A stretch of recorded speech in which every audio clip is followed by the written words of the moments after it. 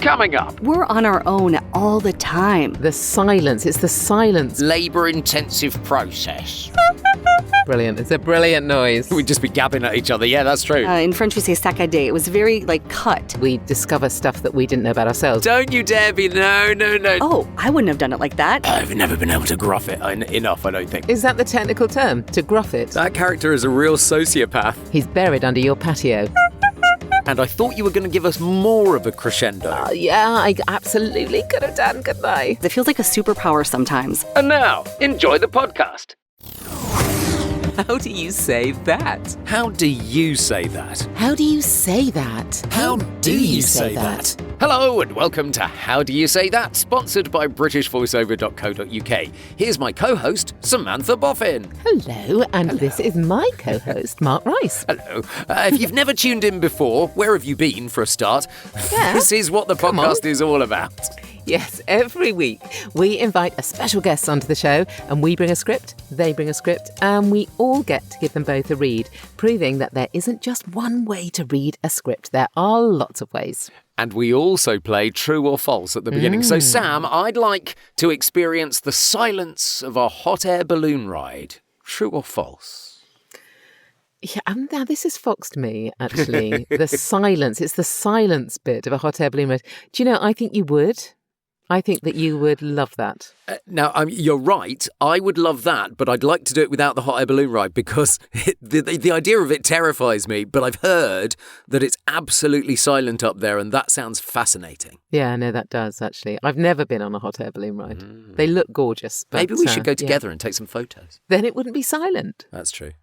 We'd just be gabbing at each other. Yeah, that's true. Yeah, good point. So, Mark. Yes. When I read a book, I always check how many pages there are before I start. Is that true or false? Or I'm going to jump right in and go true. I think that's the kind of person you are. Do you? Well, it's entirely false. Oh! I'm always staggered when people say, there are 389 pages in this book. And I think that is something I would never, ever, ever think to check. How funny, because on Kindle it says at the bottom of the page how far you're through at all times. I switch that off. You can switch it off on Kindle. And I switch it off because I don't want to know. Well, there we go. Let's welcome our special guest for this week. It's voiceover Stephanie Matard. Hello. Hello. It's lovely to have you on. Oh, I'm so flattered to be here. Thank you for having me. Yeah, well, let's find out a little bit more about Steph, shall we? Yeah, so Stephanie is an American voiceover artist who's been based in France since 2010 and is now a bilingual French-American. She was the winner of the VO Atlanta International Scholarship in 2020 and was nominated as Best International Voiceover at the One Voice Awards in 2022. Well, Stephanie records from her Normandy studio and from top studios in Paris. Unsurprisingly, Stephanie is passionate about travel, culture and French cheese. Who isn't? Absolutely. Well, quite. French cheese. Steph, what's your fun fact, please? Well, I can make a bicorn noise with my mouth. So I don't get to do it very often. Now, obviously. We're going to have to test this theory. Yes, absolutely. Yeah, I knew that was going to come. So here we go. So. That Brilliant. I am so jealous. I mean, you can't. There's no way to actually prove that I am not having a bicorn. But I promise you, a good point. If we're in real life together somewhere, then you can ask me to do it, and I will do it. What you're actually saying is, to the voiceover community, whenever they meet you, they want you to do that noise live. Yeah, that's love your that. signature noise. That's now the thing. And on that honkingly good noise, let's have a look at the first script of the show and ask, how do you say that? Or how do you honk that? How do you say that? Okay, so this is a script that I did recently. It was one of a number of letters that I did. If I might guess, I would say something like audio guide or for a museum, something like that. Yes, it's for a museum exhibit. Steph, any questions for Sam? Yeah, I did have one. So I wasn't sure if you look at in the middle, there's some abbreviations. Yeah. I wasn't sure what exactly those meant. So there's a lot of abbreviations in it because they gave me these letters as they were written. So for a start off, the dates are always 18, whatever. Okay. 1856, 1855. Okay, so the date and the year. Mm-hmm. And then all those abbreviations in the middle are a type of it's Dragoon Guards. Yes, it's a military setup, isn't it? A military setup. Okay. And is obedient servant? Obedient yes, servant. I remain your Okay. obedient I love servant. Absolutely. I wonder, Yeah. so she did actually write in abbreviation form? Yes, yeah, she did. So these are literally taken from the letters that she wrote. So they're all abbreviated. If you actually look at the original letters, which I did do. So I kind of have to put myself in Florence Nightingale's brain as she's writing. Yes, and it might be worth knowing she was in her 30s when she was writing these letters. So not and it was an old before woman. she went to the Crimea War. Interesting. Well, I'll have a go first, and then Steph, you can have a go. And Sounds great. Let's see what we get out of it. Interesting. So writing. Scutari, Barrack Hospital, January 1856. Madam, in reply to your letter of January 4th, I am happy to be able to inform you that William Edward Austen, 2nd Dragoon Guards Scotch Greys, went home to England December 11, 55. I therefore return to you his wife's letters, and trust that ere this her heart is lightened of its troubles. I remain your obedient servant, Florence Nightingale. Oh, I thought that was very good. Sorry, I don't mean to jump in, but No, I thought on the contrary. I thought it was very good because you have to take into consideration that this is an audio guide. It has to be a little bit slower, I think, in my opinion. And I don't know, Sam, if that's how you did it. Yep. But I thought that was excellent. Yeah, I loved the fact that you did it as if you were writing it. I was actually writing on my hand. Literally writing. I was trying to pace it with that a little bit. Yeah, so there is an element of that kind of drama within this, certainly. Mm. What was interesting, there were two things here that may help you, Steph. Mm-hmm. It's January 18, 1856. Yes. December 11, 1855. Okay. So you didn't put the 18 in. Was that Mark. necessary, do you think? Well, I don't know, but Because what it wouldn't it have does, been written that way, would it? Because it would be assumed that it was 18 at the time. absolutely at the time. But remember, we are doing this to bring For to a life museum, yes, something true. for Yep. for other Interesting. people Yep. later on. The other thing is now, I actually did a bit of research on Florence Nightingale, and there are recordings of her voice. Yes. I listened to it too. Yeah. Yeah. Now she was a lot more autocratic. Or agreed, these were later recordings, but there was a softness to your tone Yes. that I'm not convinced, or certainly I didn't do it like that. I wonder if she was a little more matter of fact. More actually. matter of fact, more factual. Yeah. And that was the point I was making to begin with. So I Yeah. wasn't sure about that. So I went too Yeah. soft. That's interesting, yeah. You did her quite softly. Of course, we will never know what she was No, like at indeed, 35 indeed. because the only recordings are of her in later life. Yeah. When I got this, I immediately did a lot of kind of research on her. I was like, what? Florence Nightingale? Because when I was like in 8th or 9th grade, I can't remember, I dressed up like Florence Nightingale to do already my drama I love it. is coming out. But anyways, I dressed up like Florence Nightingale in order to give a report at school, and all my friends were so mad at me because they were like, oh my God, you're totally going to get an A because here you are dressed up like the character that you're talking about. But yeah, so then I was like, oh my gosh, I get to play Florence Nightingale. Amazing. So yeah, anyways. Would you like a go, Steph? Yeah, I will. Let's I'll give it hear a little what you do go. with it. Okay, here we go. Scutari, Barrack Hospital, January 18th, 1856. Madame, in reply to your letter of January 4th, I am happy to be able to inform you that William Edward Austen, 2nd Dragoon Guards, Scotch Greys, went home to England December 11th, 1855. I therefore return to you his wife's letters and trust that ere this her heart is lightened of its troubles. I remain your obedient servant, Florence Nightingale. I love that. You got the more I factual love touch that. there. That was really nice. Yeah. The pace was beautiful there, Sam, wasn't it? Absolutely. And yeah, I love also that. a real warmth. Yes. Although there was you were definitely in charge, as it were. Yes. But Right. there was a real warmth there. So I really enjoyed that in terms of the tone. I thought it was lovely. Yeah. Oh, thank you. Yeah, really nice. And Mark's right, the pace was great. Yes, because any faster than that and you'd lose the sense of it, Oh, wouldn't you? absolutely. Yeah. And I tried to slow down, basically what I tried to do was sort of make it a little bit more dynamic. Yeah. I was a little bit faster in the beginning, and then slowed down kind of in the middle so that it could just settle in a little bit. Yeah, I liked your dynamism actually with it. I suspect I didn't do it quite as well. I wish I had, but it was so that was really interesting to hear actually. You see, I love museums and I love audio guides and I love going around the museums with the little thing that you shove to your ear. And I really enjoy this kind of thing. And that's exactly the way that I kind of imagine it. So I'm going to be fascinated with what you do with it, Sam. Yeah. Okay. Scutari, Barrack Hospital, January 18, 1856. Madam, in reply to your letter of January 4, I'm very happy to be able to inform you that William Edward Austen, 2nd Dragoon Guards, Scotch Greys, went home to England December 11, 1855. I therefore return to you his wife's letters and trust that ere this, her heart is lightened of its troubles. I remain your obedient servant, Florence Nightingale. Interesting, much more factual. Beautiful. You took it up a level in the register of your voice, so it almost was more clipped in a way, if that's the right way of saying that.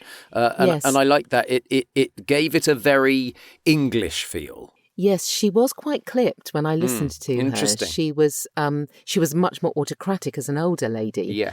But I still felt that, there was loads of letters that she wrote at this point, and she was obviously very, even at that age, quite high up in this hospital. Well, I think that you did a great job. I really liked it, and I definitely could feel that sort of, like exactly what Mark said, more factual delivery. I feel like your voice, it was perfect for it. If I had to cast for Florence Nightingale, I definitely would not choose myself. And I did listen to her voice as well online today just to get an idea. And you're absolutely right. Her cadence, she it's almost like she chose each word. Yes. And it was very, in French we say saccadé. It was very like cut. Like I'm just going to do it how I remember hearing her voice. But if she was in reply to your letter of January 4th. That's how she was. Interesting. And that's exactly what you brought out, Sam. Yeah. So it was actually a perfect render of Florence Nightingale. Yes, she was quite singular in her approach to things. As I say, I would, the later letters, again, because as I say, there were loads. The later letters, there was I tried to add a sort of older timbre to it, as it were, because but it was a really interesting little project, actually. It was lovely. Because this is close to your home, do you ever go to the actual exhibitions to see and listen and experience the everything together? Or do you just, Well, I have done, but actually, that in fact is one of my proudest moments. I don't know if I've mentioned it on the podcast before, but one of my proudest moments was bearing in mind that, as voiceovers, we pop up on TV and, on the radio and people hear our voices all the time. So, the family and so forth is used to hearing us. But one of my proudest moments was taking my daughter to the V&A and going to one of the exhibitions that but I hadn't told her. Oh. Somebody came up to us at the, the doorway and said, would you like to listen to the guide for this room? And I went, oh, yeah, sure. And so she went, yeah. And put it on. And then her face was, oh my God. You're like a superstar. That was one of my proudest moments. Oh, that's wonderful. Yeah. Oh, that's perfect. I know I did a voiceover similar to this. I dubbed the original voiceover in French into English for Le Mont Saint-Michel in France. Each summer they have this, they do different exhibitions there. And I was like, you know what? I am going to go and I'm going to see this in real life. And I never made it. So I'm sad, but there'll be other opportunities, I'm sure. There will be, absolutely. Yeah. Well, of course, it's worthwhile remembering that these are real scripts we're working on, but we've changed some names and details to avoid copyright issues. Remember, you can find both the scripts that we're using today in the show notes of this episode. Indeed you can. So, Steph, Mark and I are fascinated with the script that you've bought. Yeah, I have no idea what you're going to say about it and where it's come from and what it's for or whatever. I don't know. Okay, so basically this is an internet commercial that is a 30-second commercial for a sports company to promote their helmets. So this basically what they wanted me to do. The video, when you watch the video, you can see it's like you're inside the factory and you're following different people that work there. And so you're taking the voice of the person who is like proud creating of it. Yeah, it's explaining like this is what we do and this is why we do it, and the music though with it. So I don't know if I should give you the direction that I had or if I should let you maybe feel it out and then I'll tell you what it was. Yeah, Okay. That's probably more interesting because it'd be interesting to see what we make of it on the page. Yeah. And then what you were given as direction. Did you have the music? I did. So I did this as a directed session with a studio, and we all connected with the client and everything. And actually the studio created the music for it. So what I'll tell you is that the music was it was a crescendo. Yeah. And it was... So it builds. Yeah, there's a building and there's a definite like beginning, middle, and end. And it was beautiful. It was so much fun to do. I mean, there are 100 different possibilities whizzing through my brain at the moment. And this is why this podcast is so cool. Because we can each one of us come in with something completely different. Yes. Yeah, totally. Yeah. Okay, so I'll take those ideas in mind and okay. It all begins with our hands. With our hands, we imagine, we design. With our hands, we shape, we test and test again. With our hands, we craft, we refine, and we test over and over again. Because our priority is protecting your head.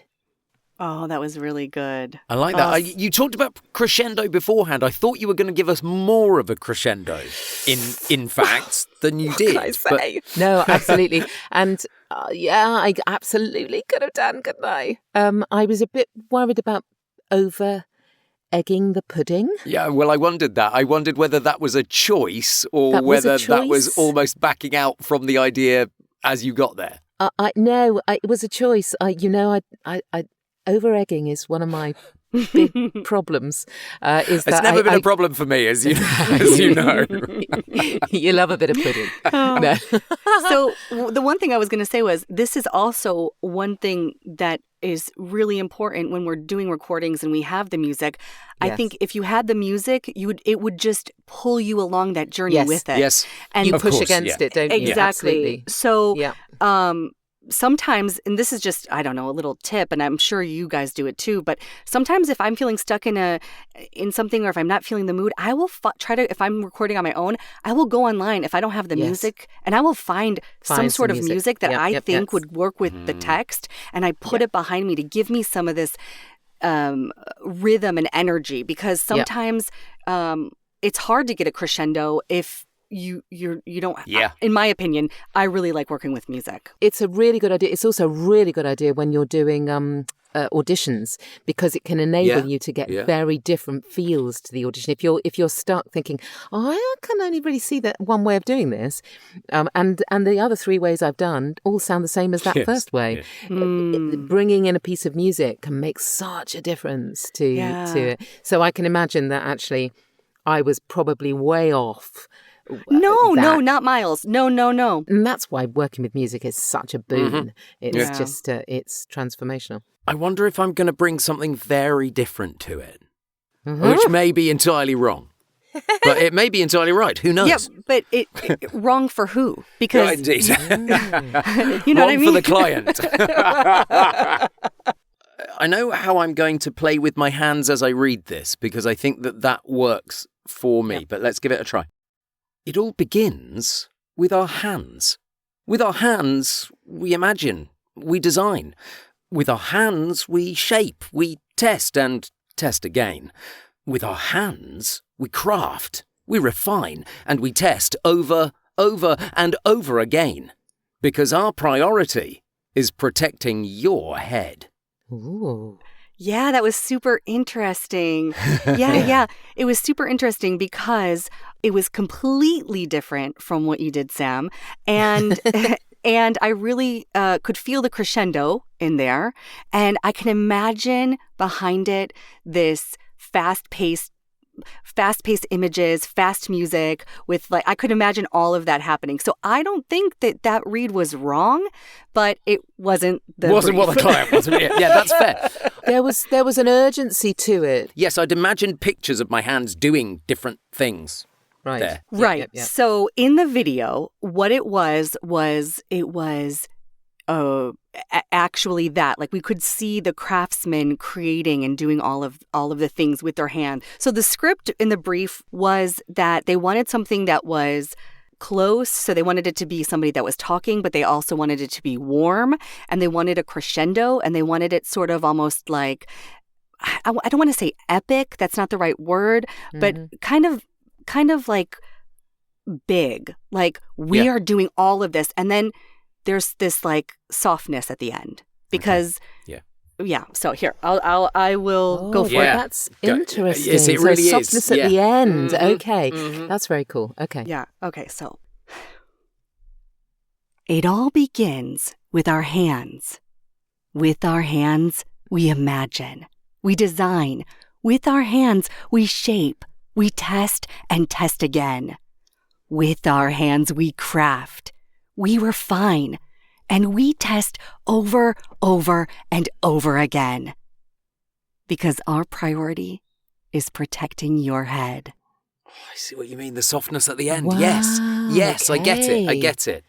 Yeah. But with the music, it really worked because the images and the music and the everything, it was just this symphony of, it was so much fun to do. I loved it. That did have an urgency that I definitely didn't capture. And but although I thought that in terms of pace, Mark was more bang on than I was with that. He was a lot more urgent. Well, there was definitely, I feel like there was definitely a crescendo with Mark's read. Yes, for sure. With for yours, sure. it was more stable. Softer. What I noticed, because of the American accent, the vowel sounds on hands and imagine were drawn out more. And I thought that worked really nicely because every time you said hands, the word hands was drawn out nicely. Yeah. So it made more of it. Yeah. Oh, thank you. Play, how do you say that? All right, gang, are you ready? Are you ready for the wild card bit of the show? Oh, yes. Let's go. Time to approach these scripts in a very different way if we can. So fun. Definitely. So, Steph, can you pick one of the scripts and give one of us, either of us, a new motivation, a new way of doing it? Okay, so I'm gonna pick you, Mark, and I'm gonna do script 2, and I'm gonna ask you to do it in this epic movie trailer style voice. Oh, okay. Let's imagine that it's for a film, like a horror movie trailer. For sure. I mean, I'm not a classic movie trailer voice because I've never been able to gruff it enough. I don't think, but I'll see. I'll see what I can do. Is that the technical term? To gruff it? I think so. In my brain, you knew exactly what I meant, though, didn't you? I did. It is definitely a technical term. Absolutely. Right. Let's see where it goes. It all begins with our hands. With our hands, we imagine, we design. With our hands, we shape, we test and test again. With our hands, we craft, we refine, and we test over and over again. Because our priority is protecting your head, only in cinemas.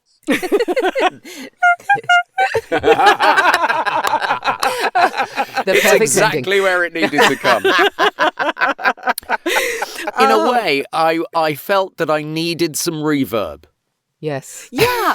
And you know what I would have done just a slightly bit different, Mark, with that is because I actually thought it sounded very good. And I could hear your voice in doing that kind of stuff. So, I mean, if you can't do probably long because it probably would hurt your vocal cords. But True. But what I think I would have done is I would have dragged out a little bit of that stuff. Like, what are we going to do with our hands? You know what I mean? Like, yes, I would have put a little bit of mystery in there because you want them to see the movie so they can. Yeah. I don't know. That's just my feedback. No, you're absolutely right. Yeah. Well, there we go. Sam, are you going to pick one for Steph? I am.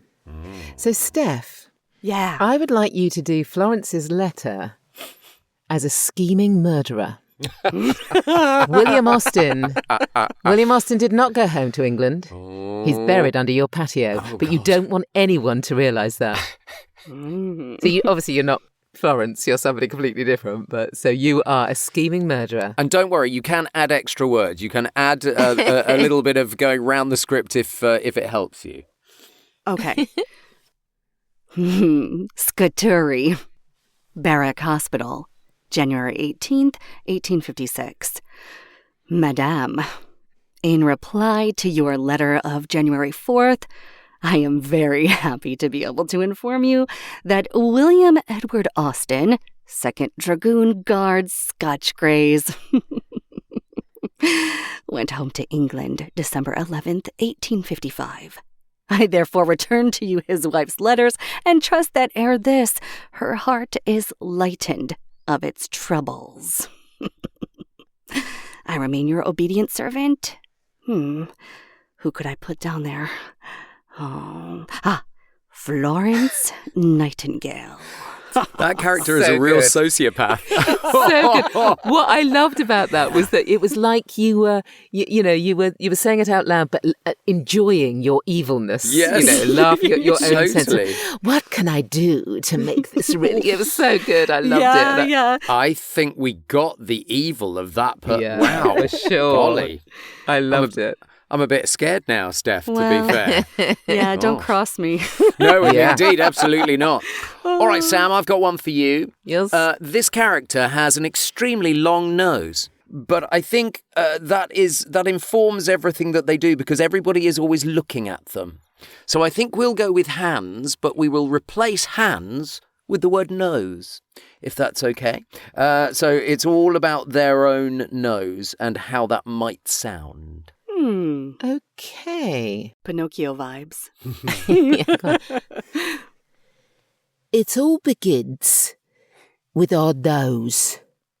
With our nose, we imagine, we design. With our nose, we shape, we test and test again. With our nose, we craft, we refine. We test over and over again, because our priority is protecting our noses.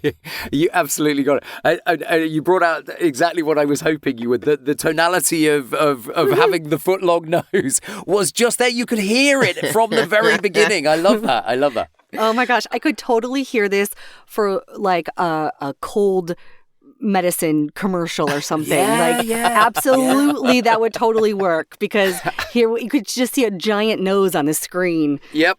Selling us some sort of elixir. I thought that sounded lovely. Well, you can play along in the privacy of your own booth, of course. And as we've said before, we've put the scripts in the show notes so you can have a try yourself. So now, Steph. Yeah. You are an American in Paris. C'est moi. There's a film there, Steph, isn't there? Yep. Yeah. Somewhere. So what impact has that had on your career? Do you pick up local work or is it actually just made you simply more global?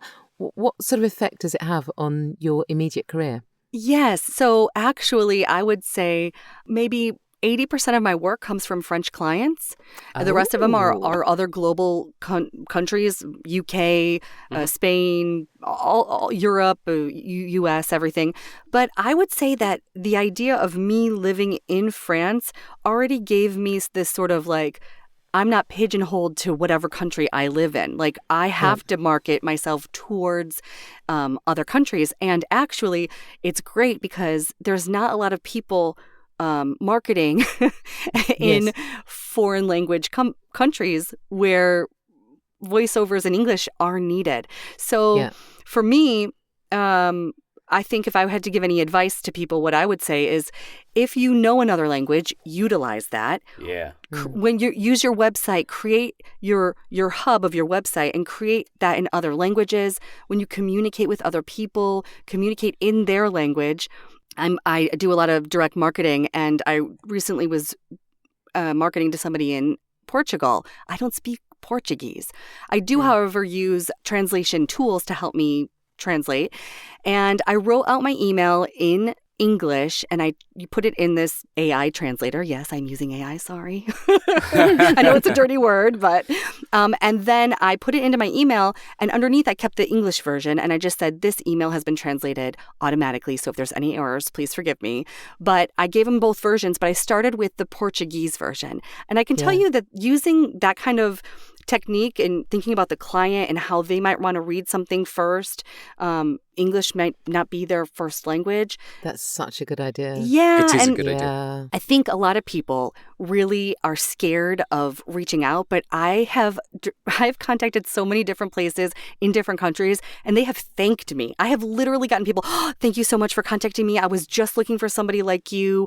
I will put you on my roster. Steph, is that to create English voiceover? Yes. Because I can work in French, but it's very rare because I have an American accent when I speak French. Gosh, so your 80% of French clients are wanting you to do work in English? Yes. Gosh. Yeah. That's fantastic. But also, the markets in other countries are huge because these people in non-English speaking countries need to communicate to English-speaking countries, or they want to sell, or they want to do something else. And so I think it's really important that people don't pigeonhole themselves into English-speaking only countries, because there's a whole world out there. I mean, I haven't even started like Asia or, the Middle East, because I'm still marketing to Europe, but there's a whole world out there. So presumably as well in France, your pronunciation of French words, place names, all of that sort of thing is pretty accurate as well. Oh, so yeah. they get a double bubble in terms of